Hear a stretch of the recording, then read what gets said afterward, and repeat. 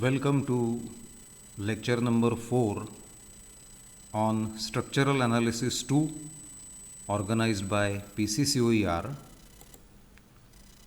and in today's lecture we are going to see a few examples on frames, analysis of frames using slope deflection method.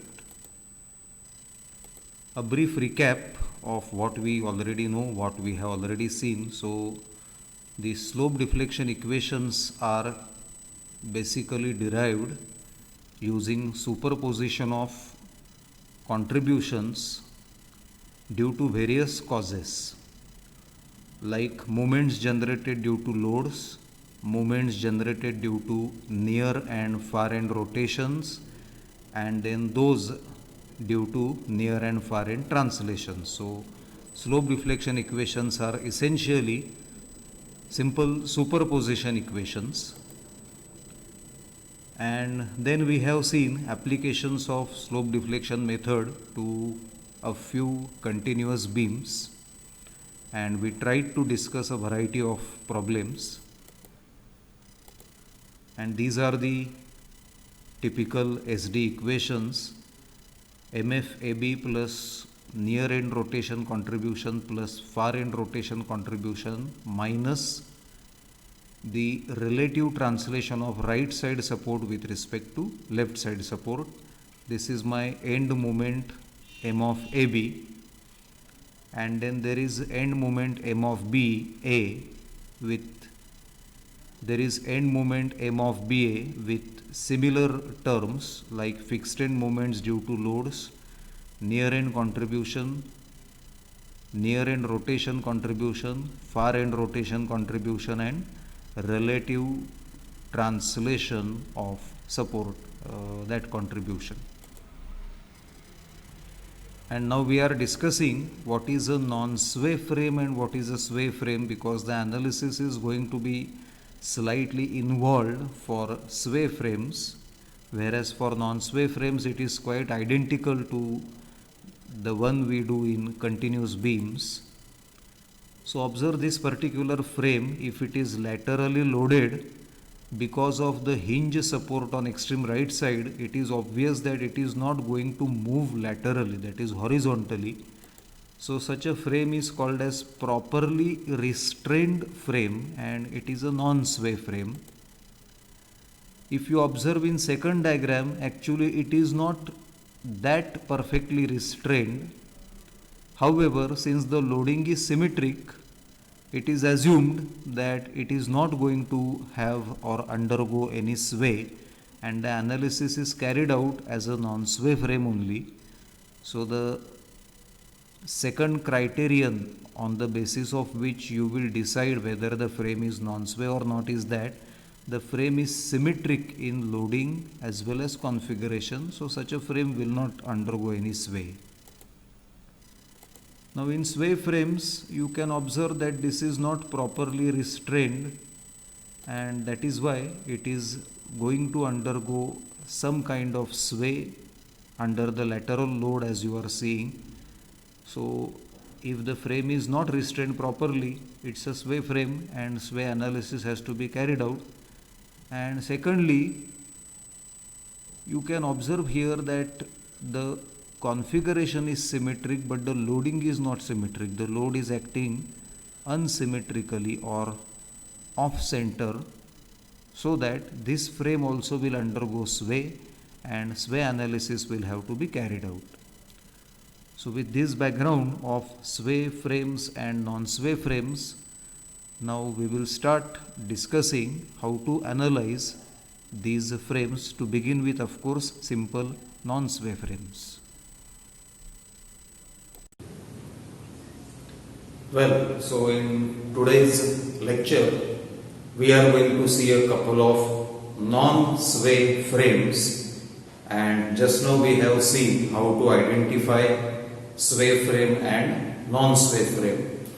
So please have a look at our next problem, where we have a non-sway frame. Support A is a fixed support, support D is a fixed support, support C is a roller support, and joint B is of course a rigid joint between beams AB, BC and BD.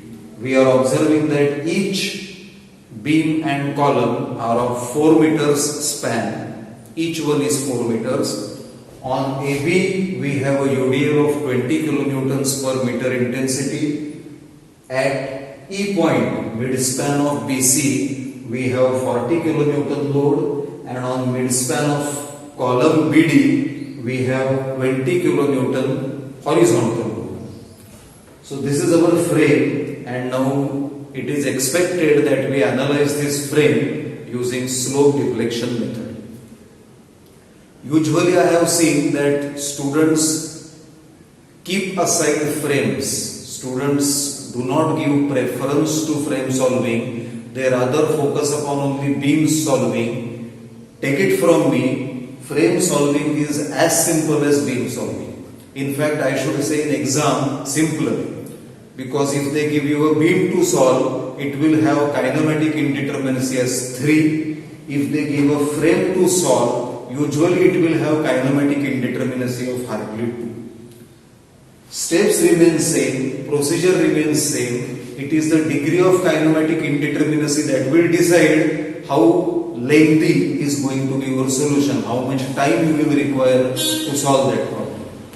So there is no reason why we should be scared of frames. We can solve frames as comfortably, as confidently as beams. So let's see, as we discuss our first problem, you will come to know that steps are exactly identical, everything is same, everything is simple. So I start with observing that this is a fixed end, this is a fixed end, no slope, no deflection. This is a rigid joint which can rotate, but since we are assuming members to be inextensible, there is no delta x, no delta y, it's a non-sway frame first of all. And here also there is no translation vertical possible, only a slope theta c is possible.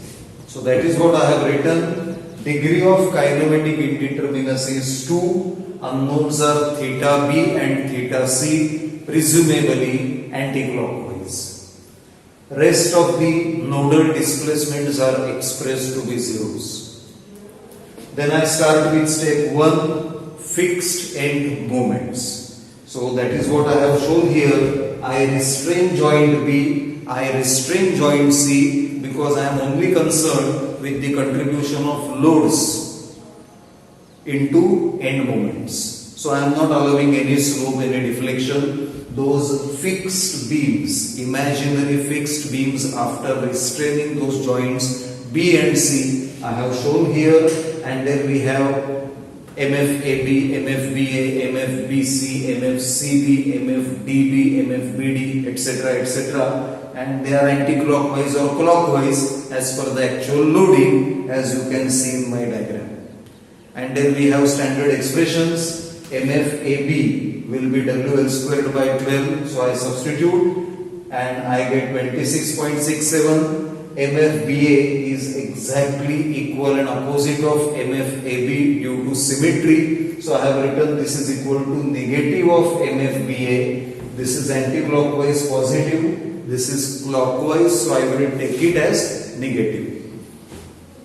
MFBC, PL upon 8, point load at the midspan, same as negative of MFCB, and MFDB, because this is clockwise, this is anti-clockwise, so this I am writing first. MFDB is positive 10 kilonewton meter, which is same as negative of MFBD. This we have already done in our continuous beams problems. This is nothing new at all. You have to learn by heart all these formulae: WL square by 12, PL by 8, PA square B upon L square, PAB square upon L square, so on and so forth. And then you will be able to find these fixed end moments. Once these are done with, I am starting with, as usual, step 2, SD equations, slope deflection equations. So for end moment AB, I have written the equation MFAB. plus near end rotation contribution, that is 4ei upon L theta A, plus far end rotation contribution, that is 2ei upon L theta B, and plus 6 or rather minus 6ei upon L square delta B relative to A, that is due to relative deflection, sinking of support. Now what do we know? Theta A is 0 and all deltas are 0. There are no sway, sinking, nothing. So these two quantities are simply 0. Substituting, I am getting MAB is equal to fixed end moment 26.67 plus 2 upon span of 4 EI theta B. I am combining or collecting in a bracket. This is my equation number 1. Then I write M of BA, end moment BA. Now what am I doing? Since we are well conversant with all these equations, I am not writing the zero quantities known to be 0 perfectly. So only writing non-zero terms. MBA is equal to MFBA plus near end rotation 4ei upon L theta B and 2ei upon L theta A and minus 6ei over L square delta B relative to A. They are 0, so I am ignoring. I substitute MFBA is clockwise 26.67 4 upon span 4 EI theta B. This is my equation number 2. Then we go ahead with writing MBC, end moment BC. MFBC, near end contribution, far end rotation contribution, no relative translation, so last term is absent. I substitute MFBC, fixed end moment is anti-clockwise 20, that is it is this quantity that we are talking about. So that I substitute, then 4 upon span EI theta B, 2 upon span EI theta C, equation number 3. MCB, end moment CB, MFCB, 4ei upon L theta C, 2ei upon L theta B. When I say CB, C is near end, B is far end. So 4ei upon L coefficient will be associated with theta C and 2ei upon L coefficient will be associated with theta B. I substitute MFCB is negative of 20 kilonewton meter. So that is written. Then 4 upon span, 2 upon span, EI theta C, EI theta B. That is my equation number 4. Then I write similar equations for the column, starting with, let us say, end moment MBD.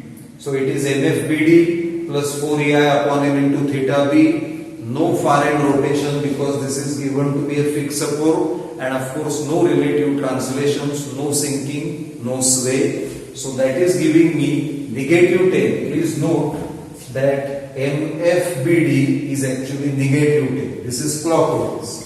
So clockwise we are writing as negative moments.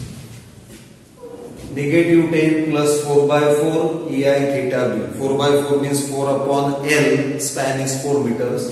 And finally MDB, end moment DB is equal to MFDB plus 2EI upon L theta B. Since it is DB, D is the near end, B is the far end. So it is 2 by 4, span is 4. Fixed end moment anti-clockwise 10, which we are choosing from here, and we have already derived it here. So this is my equation number 6, 10 plus 2 upon span EI theta B. Now if you observe equation 1 through 6 for the 3 spans, 2 beams and 1 columns, they have 8 unknowns. 6 equations in 8 unknowns. Which are 8 unknowns? So obviously 6 unknowns are on left hand side itself. M of AB, M of B, M of BC, M of CB, M of BD, M of DB. These are my 6 unknowns on LHS plus 2 more unknowns on RHS, obviously theta B and theta C.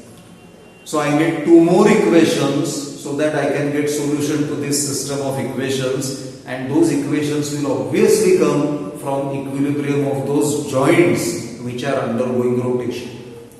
So I have written at joint B, that is at this joint, M of BA plus M of BC plus M of BD equal to 0.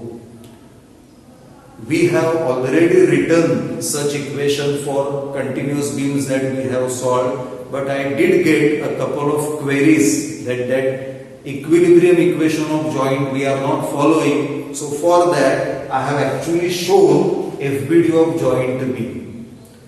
When I say FBD of joint B, theoretically joint is a point. So what we are imagining? We are imagining elemental segment of horizontal length and vertical length, the connection between two beams and column. Elemental segment we are considering, and that FBD I am showing. These orange colored arrows are nothing but the end shears for those three members, and these are nothing but those yellow colored curved arrows are nothing but the end moments. So those I have shown here anti-clockwise. Presumably that is our sign convention, that anti-clockwise is positive, M of BA, M of BD, M of BC. And now we are simply writing M of BA plus M of BC plus M of BD equal to 0. What am I doing? I am taking sigma M about B equal to 0. Now naturally the question arises, if you are writing sigma M about B, what about those shear forces creating moments? So try to understand that this is an elemental segment, infinitesimally small length. So the shear force is almost as good as acting at that point, extremely close to that point. Its movement about that point will be negligible. So in our sigma M about B equal to 0, these shear forces are not playing any role. Mind you, my drawing is exaggerated. Actually we are considering infinitesimally small length. That's why these three shears, end shears, are not creating any movements. It is equation only between these three end moments, MBA, MBC, MBD. That summation has to be equal to 0. This is my equation number 7. And next to that, MCB. A simple observation will show us that this is an exterior roller, and for exterior roller end movement is going to be 0. We are very well aware that when we have exterior hinge or roller, the bending moment there is always 0. So the last equation for joint C will simply be MCB equal to 0. Now what do? I have expression for M of BA, I have expression for M of BC, I have expression for M of BD. So those three I will substitute here, equal to 0. This will be one equation in two unknowns, theta B and theta C. Of course, I can combine EI theta B as an unknown, as one quantity, and EI theta C as another quantity, so that my solving and even further substitution becomes simple. That's all. This is one equation in two unknowns, and then MCB I will choose from here. When I equate these to 0, again I am getting EI theta C and EI theta B. So those I have written here, those I will substitute here, and I am going to get yet another equation in same two unknowns, EI theta B and theta C. Solve these two equations as simultaneous equations. You will get EI theta B as 2.425 and EI theta C as 18.78. Of course, theta B will be 2.425 upon EI, theta C will be 18.78 upon EI. Since both these answers are positive, that means the assumed sense of theta B, theta C both being anti-clockwise was correct. Once you get these two answers, simply substitute these expressions in equations 1 through 6. You are going to get all these end moments. So that is what I am writing here. Substituting, I am getting M of AB as 27.88 kilonewton meter, M of BA as negative 24.24 kilonewton meter, M of BC 31.82 kilonewton meter. M of CB is 0. You can substitute and check again. m of BD is equal to negative 7.57 kilonewton meter and m of DB is equal to 11.21 kilonewton meter. Now here some students may have a confusion that while we were solving the beams, we would always get m of BA and m of BC equal and opposite. For example, you would get m of BA as minus 24.24, then m of BC as plus 24.24. Why is it not happening here? Are we going wrong? That is the question they have in their mind. So the reasoning is very simple. In a beam, in a continuous beam, you do not have this supporting column. You do not have the column as part of that frame. That's why your equation is only between MBA and MBC. But you can check that minus 24.24 plus 31.82 and negative 7.57, this summation will turn out to be 0. So it is not just between two end moments, it is equilibrium equation between three end moments. Try to understand that. And now using these end moments, I am going to apply superposition principle. I will draw the frame, on that I will plot the end moments, on that I will superpose the span moments, and we will get our bending moment diagram ready. So I will erase this diagram because I do not have a sufficient space here. I will erase this fixed end moment drawing and I will show you the bending moment diagram as well as elastic curve, that is the deflected shape of the frame. So this is our bending moment diagram using end moments and span moments superposition. We have done this often enough in case of continuous beams. So the same procedure I am adopting here. All these end moments 27.88, 24.24, 31.2, 82, 0, etc. All these I have plotted here using orange colored lines. And once these are done, then using standard expressions for the span moments of simply supported beams, we are simply superimposing this parabolic, triangular or linear variation, you can say, and linear variation for the point loads, parabolic for the UDL, and you get your bending moment diagram. Similarly, it is very easy now to plot the elastic curve, that is the deflected shape. You have zero slope here, zero slope here, anti-clockwise rotation theta B and anti-clockwise rotation theta C, so that the purple colored line is indicating the deformed shape. What is very interesting and important to observe is at joint B, the joint B which we have shown here and which is a right angle between the beam and column. So this joint rotates as a whole. There is no relative deformation or there is no relative slope between beam and column. So try to understand this. The joint is supposed to be 100% rigid. So the joint, if this is your T joint, it would rotate as a whole. So that is what we are seeing, that these yellow colored lines, they are indicating the tangents. So you see that after deformation also, the right angle between the tangents is remaining intact. So that is our deformed shape. This is our BMD, and that is a frame problem solved using SD method, SD equations. So here is our next problem on non-sway frame to be solved by slope deflection equation, slope deflection method. So please observe the configuration. We have ABCD as a non-sway frame. A is a fixed support, D is a fixed support, B is a rigid joint, and portion BC is an overhanging portion, unsupported portion on the C side, right side.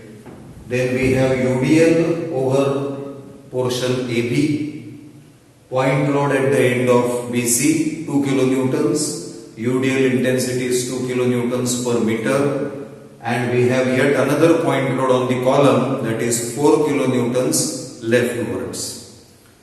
What else do we observe?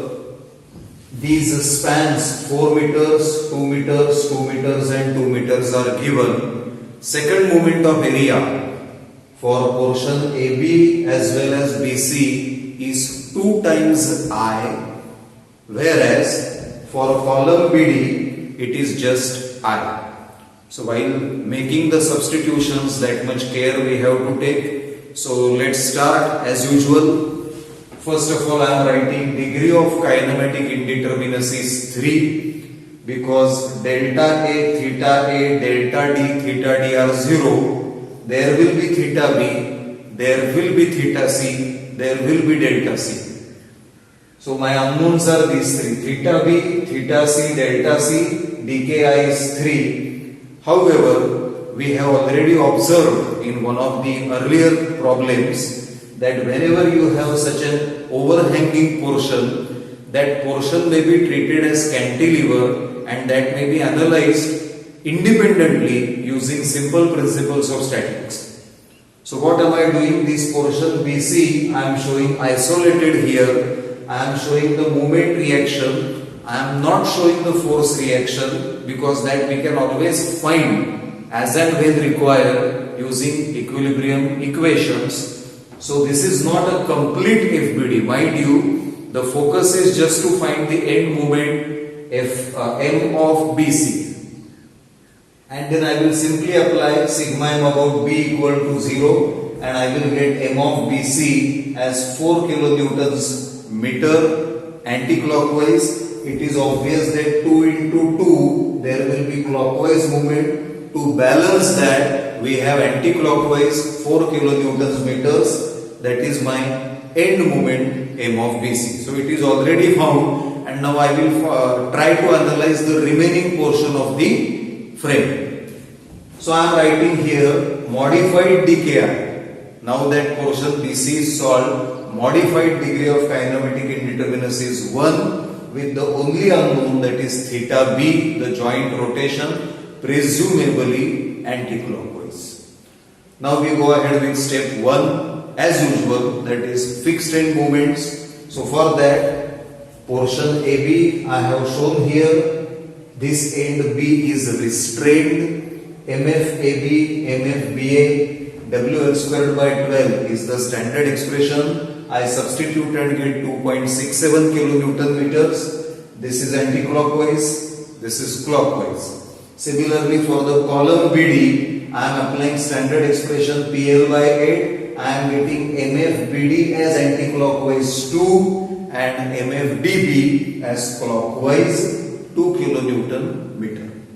Once that is done, I am going for slope deflection equations. So I have written first equation, M of AB is equal to MF AB plus 4EI upon L into theta A, which is absent, theta A is 0, 2EI upon L into theta B, minus 6 EI upon L square delta B relative to A, again that is absent. So I make substitutions. Here I am taking a precaution, and which is what students should do carefully, that since this is given to be 2I, second moment of area, so when I substitute here, it is going to be 2 into E into 2I, that 2 I am taking outside, making it 4. This 4 is of course the span, 4 meters. So that I am getting 4 by 4 EI into theta B, the unknown segment in a bracket. This is my equation 1. Similarly, M of BA, end moment M of BA. So I am writing MF BA plus 4 EI upon L theta B plus 2 EI upon L theta A I am ignoring, minus 6 EI upon L square delta B relative to A I am ignoring. I substitute. Again I take care that this I is 2I for member AB, and my fixed end moment is clockwise. So I am writing negative 2.67 then this 4 into 2 out in that 2i expression, that is making it 8. So 8 by span into EI theta B as it is. Equation number 2. Then I apply same or similar equations for end moment BD, end moment DB. You can read this for yourself. We have done this n number of times now. MFBD plus near end rotation contribution, substitution. Here I is I, that is 1 times I. So 4 is remaining as 4 itself.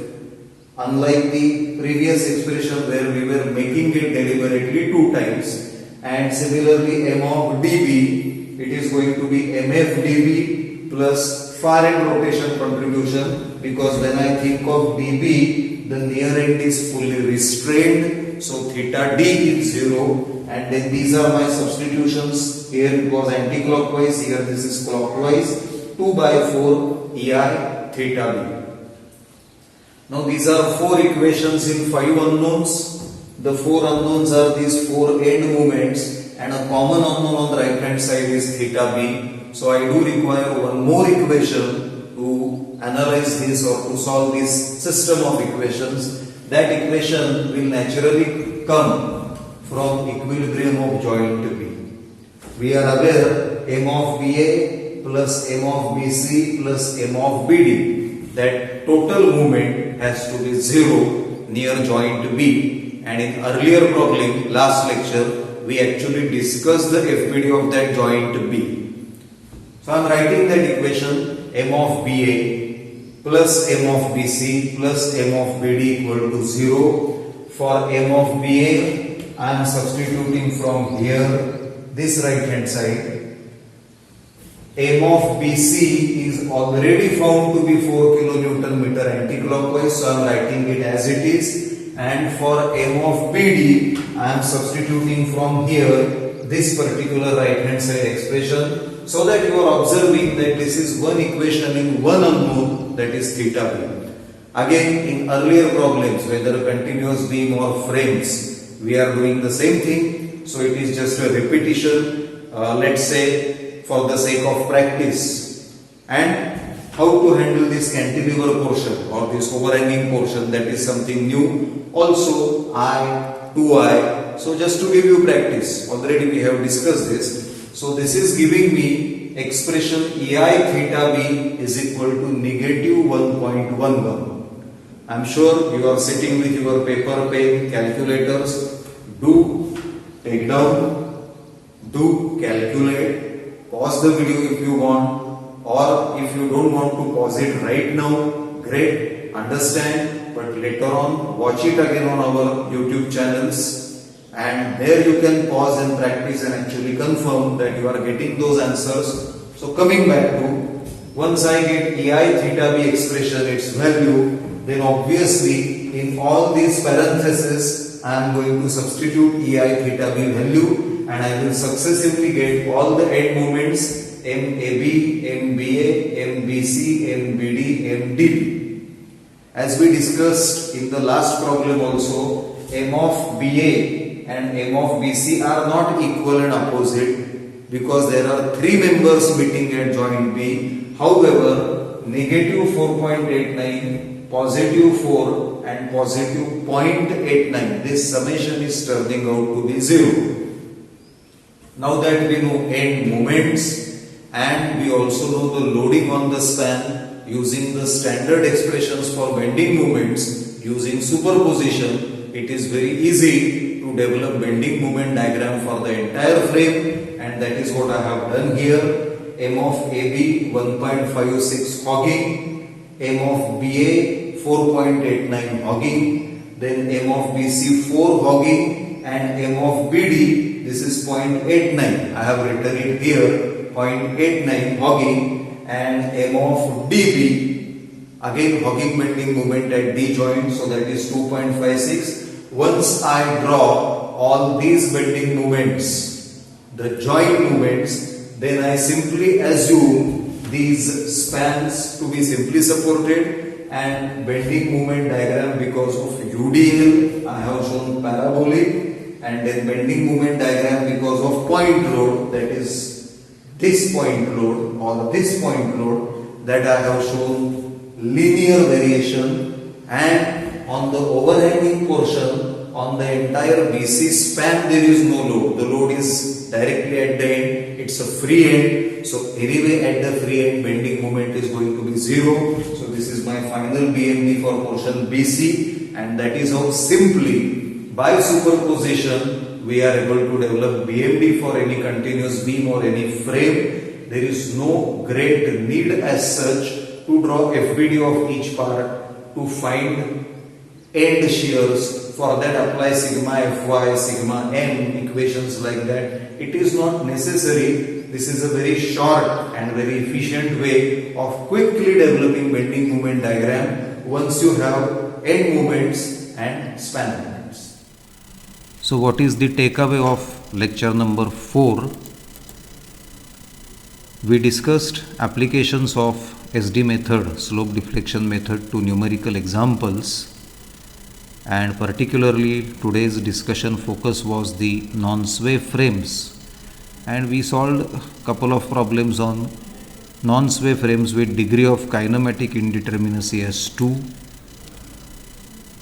Solution technique, as we observed, was exactly identical to that employed in continuous beams. So solving beams or solving a non-sway frame, both are equally simple.